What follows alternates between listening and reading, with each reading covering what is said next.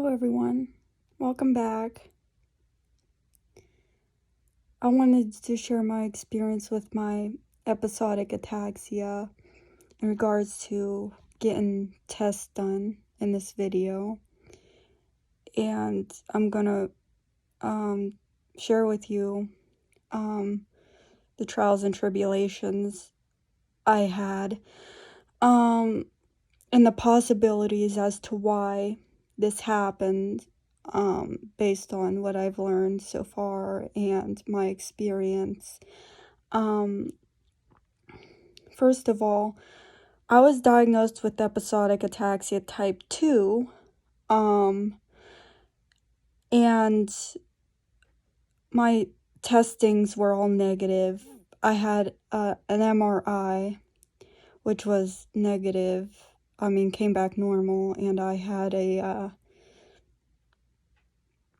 genetic testing that also came back normal, or inconclusive, they called it. But I still had ataxia, okay?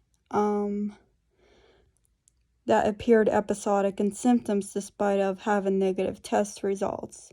And I fought with doctors as to this, because I knew I still had it, but they were trying to claim it might have been other things, and stuff, but I knew that there was something wrong because I felt like I couldn't coordinate my body, and that I knew for certain I had ataxia, and obviously it ran in my family. So this took forever to diagnose. I started having symptoms around the age of 9, and I was diagnosed by the time I was 17. I was like a junior in high school. And I've suffered like majority of my childhood having this severe ataxia episodes. And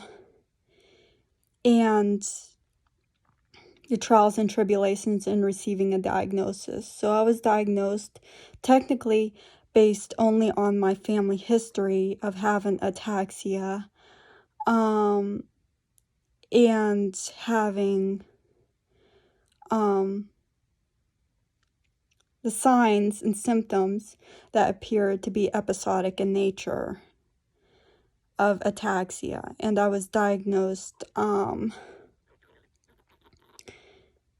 my response to exozilamide, which is the medication used to treat episodic ataxia symptoms, which may help in some people, but doesn't take it all away. Or everyone's different, so I was episode free when I started the medication 100% of the time.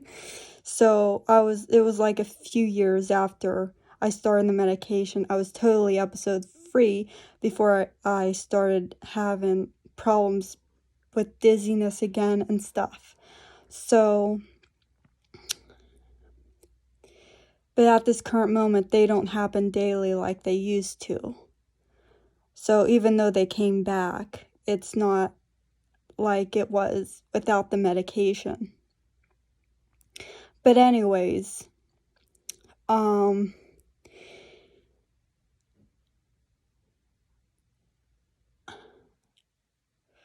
negative genetic testing, from my experience, because I went through this myself, does not necessarily mean you don't have ataxia. It could very well mean you don't have ataxia, but not in all cases. Because some people can have ataxia symptoms and yet have negative genetic testing result.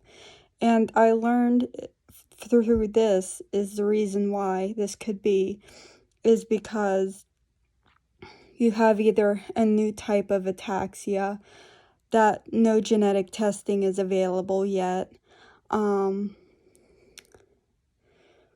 also known as an unknown type of ataxia, because they cannot confirm through through the testing of what type of ataxia you have, because no testing is available.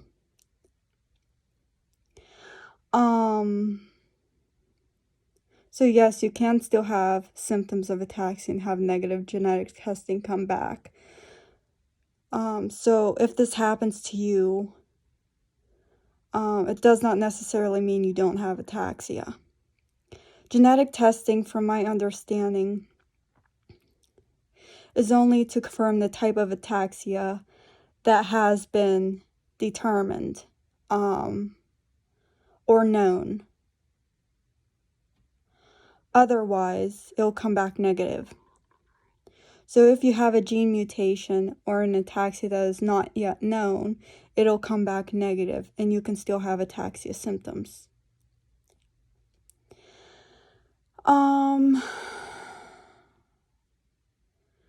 I'm no expert, but I'm just sharing my experience, and I'm definitely no doctor. But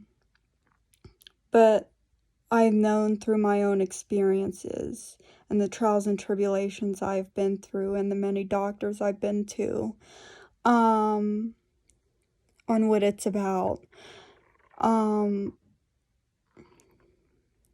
My ataxia, I see, compared to my other family members, seems slightly different, okay? In some of the signs, even though that it appears episodic in nature. So that's something to take into consideration as well, because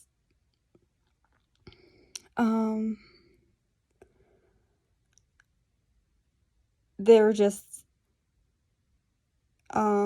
are several different types of episodic ataxias. But I was just diagnosed with EA2, type 2 episodic ataxia, because my episodes would last longer, usually hours at a time. And I have nystagmus in between episodes. But I had an MRI done. I do not have cerebellum atrophy, which is different from my other family members who did have cerebellar atrophy.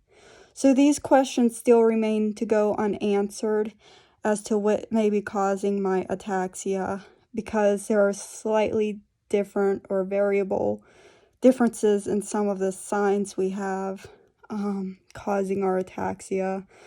But it's just a question that remains kind of unknown for me.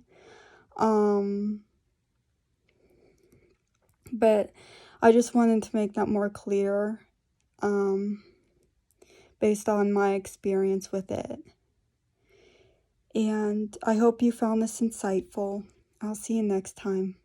Bye now.